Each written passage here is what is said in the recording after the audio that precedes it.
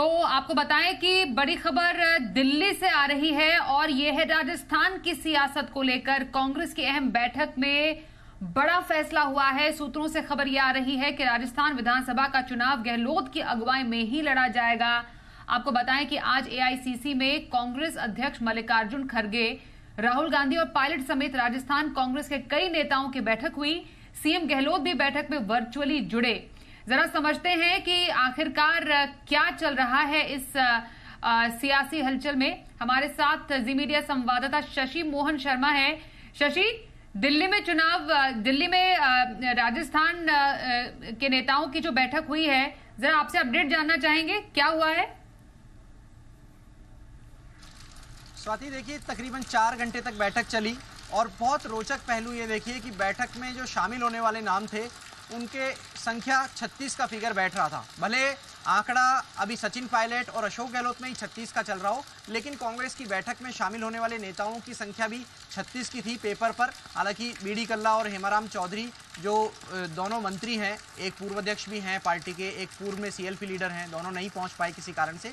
लेकिन जब बैठक शुरू हुई उससे पहले दिल्ली में बादल छाए, बरसात हो चुकी थी, राजस्थान में सूरज चमक रहा था। अब बैठक खत्म हुई है, दिल्ली में बादल छट गए हैं, राजस्थान में बादल छाए हुए हैं। ये छतरी आपको एहसास करा रही है, दर्शकों को भी बता रही है कि राजस्थान में बादल बरस रहे हैं। लेकिन ये बादल कितने बरसेंगे और कितने गरजेंगे? कांग्रेस पार्टी अभी गरज रही है, कहा है बीजेपी का सफाया कर देंगे, बीजेपी को निपटा देंगे, इस तरह के दावे आ रहे हैं। ये भी कहा जा रहा है कि पार्टी ने ब्लूप्रिंट बनाया है, चुनाव में किन मुद्दों पर जाना है, किस तरीके से जाना है। लेकिन सबसे बड़ी बात एकजुटता की है। एकजुटता के दावे हो रहे हैं, लेकिन सवाल ये कि एकजुटता अगर सचिन पायलट और अशोक गहलोत साथ नहीं है तो क्या वो एकजुटता दिखेगी? आज की बैठक में दोनों साथ थे। एक तस्वीर ऐसी आई जिसमें पीछे स्क्रीन पर वीसी से जुड़े हुए मुख्यमंत्री अशोक गहलोत दिख रहे हैं, फिजिकली वहां पर बैठक में मौजूद थे सचिन पायलट, वो दिख रहे हैं एक तस्वीर में। लेकिन दोनों को एक टेबल पर लाने में कांग्रेस को खासी मशक्कत करनी पड़ रही है। जहां तक चेहरों की बात है तो केसी वेणुगोपाल ने साफ कर दिया, ना अशोक गहलोत चेहरा होंगे, ना सचिन पायलट चेहरा होंगे।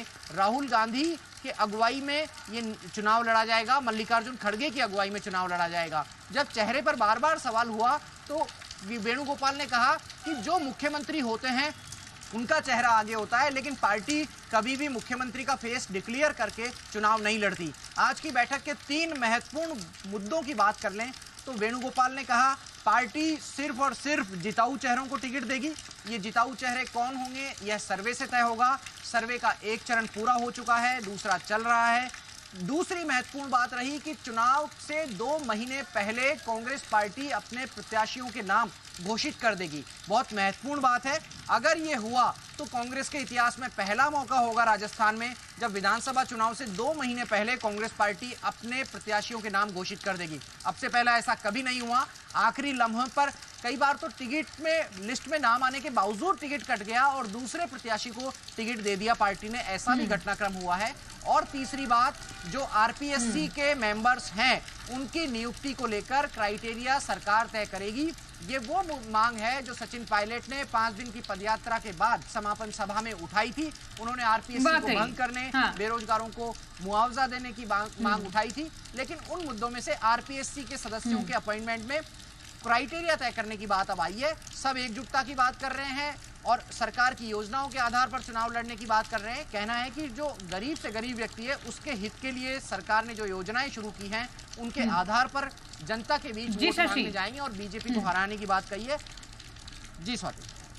बिल्कुल, दावे और वादे तो बहुत किए जा रहे हैं शशि, और साफ तौर पर यही लग रहा है कि पूरी राजस्थान का सियासत का जो रिमोट कंट्रोल है फिलहाल दिल्ली में ही है। वर्चुअली मौजूद तो है अशोक गहलोत, लेकिन जो एक्शन का जो केंद्र था वो हमें इन तस्वीरों में दिल्ली में ही नजर आया। फिलहाल जानकारी के लिए बहुत धन्यवाद करते हैं।